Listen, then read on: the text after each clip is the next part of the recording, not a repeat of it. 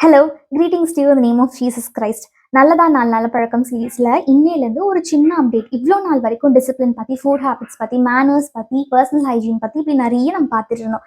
இன்னையிலேருந்து என்னை சுற்றி நான் அப்சர்வ் பண்ணேன், என்னை சுற்றி நிறைய kind people, loving people, disciplined பீப்புளை பார்த்து நான் இம்ப்ரெஸ் ஆகி இந்த பழக்கத்தை நம்மளும் செய்யணும் அப்படின்னு சொல்லி நான் நினச்ச சில நல்ல பழக்கங்களை உங்க கூட நான் ஷேர் பண்ண போகிறேன். இதுதான் நம்மளோட நெக்ஸ்ட் சீரீஸாக இருக்க போகுது. அப்படி என் பேரண்ட்ஸ் கிட்டேருந்து நான் கற்றுக்கிட்ட முதல் நல்ல பழக்கம் reuse or repair and use அப்படின்ற ஒரு நல்ல பழக்கத்தை தான். ஒரு பொருளில் சின்னதாக கிழிஞ்சிருச்சுனாலோ டேமேஜ் ஆகிடுச்சினாலோ அதை உடனே அப்படியே ரீப்ளேஸ் பண்ணிடாமல் அதை ஏதாவது பண்ண முடியுமா அப்படின்னு சொல்லி ட்ரை பண்ணுறதை அவங்க கிட்டேருந்து தான் நான் கற்றுக்கிட்டேன். அதுக்காக கஞ்சத்தனம் பண்ணணுன்ட்டு இல்லை. ஒரு பொருள் இன்னும் கூட கொஞ்ச நாள் வந்திருந்திருக்கலாமே அப்படின்ற நேரத்தில் அது சரி பண்ண முடிஞ்சது அப்படின்னா அதை நம்ம சரி பண்ணலாம். சில நேரத்தில் நானே வேற பொருள் வாங்கணும் தான் நினச்சிட்டு இருந்தேன், அதுவே உடஞ்சி போயிடுச்சு, இனிமேல் அதை ஒன்றுமே பண்ண முடியாதுன்ற நிலைமையில நம்மளால ஒன்றும் பண்ண முடியாது. பட் நம்மளால சரி பண்ண முடியும்னும் போது அதை ட்ரை பண்ணி திரும்பி யூஸ் பண்ணலாமே. ரெண்டாவது நல்ல பழக்கம் ஷேரிங் ஒர்க்ஸ் பிட்வீன் தெம். இந்த வேலையை நான் தான் பண்ணணும், இந்த வேலையை மென் தான் பண்ணணும், இந்த வேலையை விமென் தான் பண்ணணும் அப்படின்னு இல்லாமல் அவங்களோட வேலையை ஷேர் பண்ணி பண்ணுறது.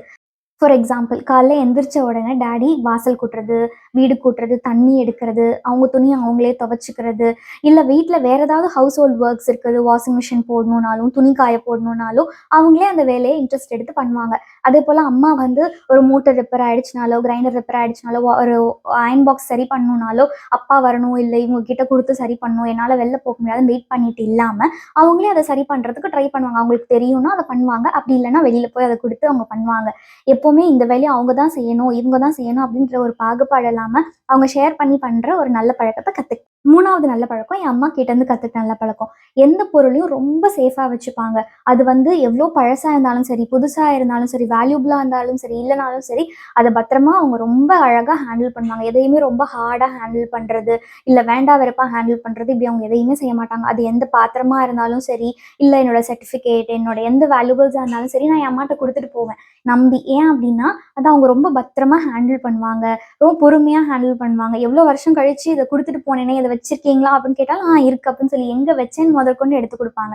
ஸோ இந்த மாதிரி ஒரு நல்ல பழக்கத்தை என் அம்மா கிட்டேருந்து நான் கற்றுக்கிட்டேன். நாலாவது நல்ல பழக்கம் என் அப்பா கிட்டேருந்து கற்றுக்கிட்டது ஈகர்னஸ் டு லேர்ன். யார்கிட்ட பேசினாலும், எதை பற்றி பேசினாலும் அதுலேருந்து ஏதாவது ஒரு விஷயத்த கற்றுப்பாங்க. அவங்களுக்கு எப்போவுமே லேர்ன் பண்ணிக்கணும், புது புது விஷயத்த கற்றுக்கணுன்றதுல ஒரு அதிகமான தேர்ஸ்ட் இருந்திருக்கு.